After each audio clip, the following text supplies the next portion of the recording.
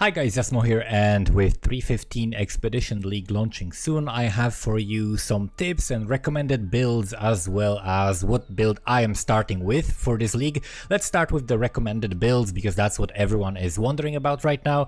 People are trying to figure out which builds are still good and which builds are going to be good. And there are multiple ways of looking at it, but just to give you like a straightforward list of things that I think are gonna be alright, this is definitely going to be Toxic Rain Pathfinder.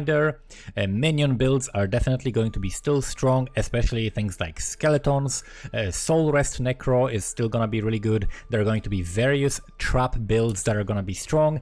Blazing Salvo Miner, believe it or not, is still going to be really good, but it has to be played a bit differently. Gonna give you a quick tip: if you're using the Tremor Rod, you have to put also the other mine support gem in it to lower the mana cost further. That is gonna make the reservation super low and still give you a bunch of damage when you're detonating long sequences. Other than that, just as pretty much every single league, ED Contagion, get used to it. ED Contagion is pretty much never gonna go away.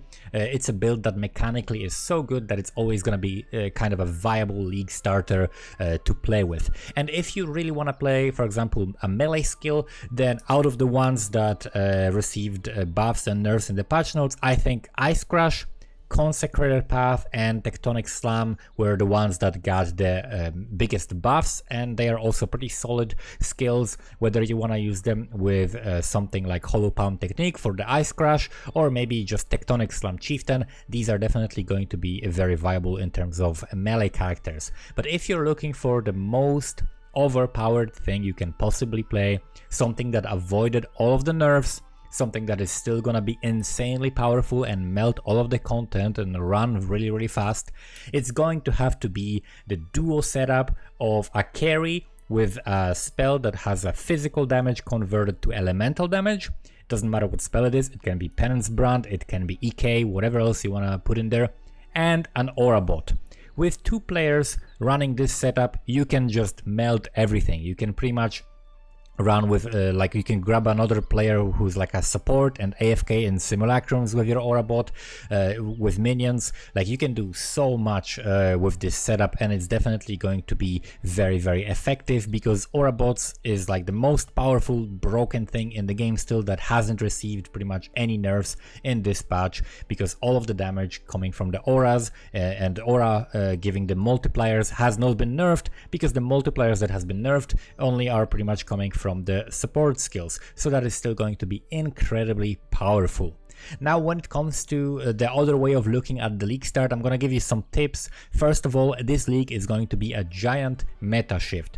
Everybody still is figuring out what is going to be good, so I would recommend starting with something that you have experience with, or with something that you will be sure that you will enjoy and find it fun. Nobody knows what will be the strongest yet, outside of maybe the Aura Bot duo, because we know that that's absolutely broken.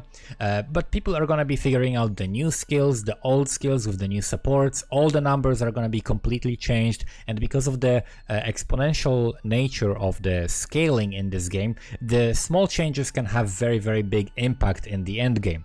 So I would definitely not commit too hard to like a build that you think, oh, this is gonna be so broken and so powerful. I would rather pick something that you would enjoy with and enjoy farming your initial currency with, and then to reroll something that will be proven to be strong after the first week or two, because people are going to be trying the new builds a lot. There is like 19 new skill gems. Some of them definitely are going to be viable and strong for many different builds, so you can basically play with something that you know that is tried and tested until people figure out what is actually the strongest thing, what is going to be the meta. Other than that, I recommend practicing a little bit with it. This is a tip also not just for this league start, but also for every other like league start in the future for POE. People often ask, what is the best time to start playing POE? And people who are, for example, new to POE or want to start playing it are asking, like, should I wait until the new league starts or should I start playing now?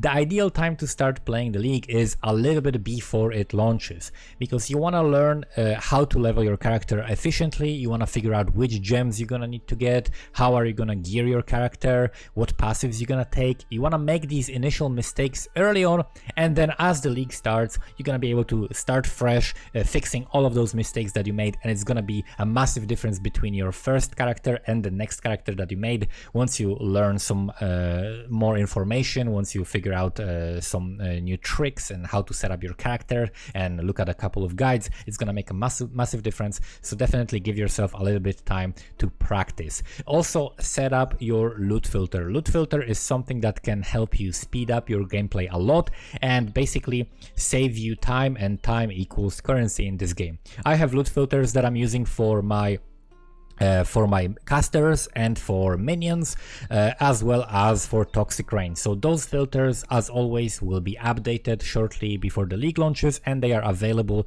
on my Patreon page for Patreon supporters as an option over there. So you can check out link in the description to that if you're interested. Otherwise, you can go to a website linked in the description as well and make your own loot filter, or pick one of the default presets that are available there for completely free.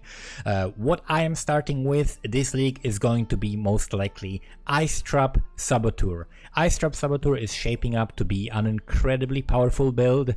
Most of the support gems that were used in that skill dodged the nerfs. We've been using trap and mine damage, charged traps, multiple traps, added cold damage. Those things dodged a lot of nerfs.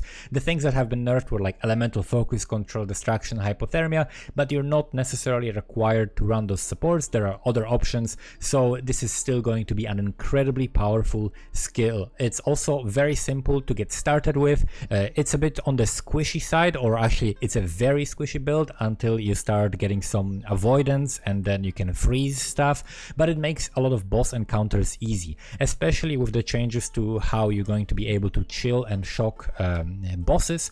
Because of the lower damage numbers, it's going to be actually way easier to chill bosses for a ridiculous amount. They're going to be moving very slowly, and Ice Trap Saboteur is going to be very good clear, as well as very good bossing potential, especially bossing. It's a very comfy skill to play once you get used to it, but it definitely requires you knowing what you're doing a little bit so that you don't die too much.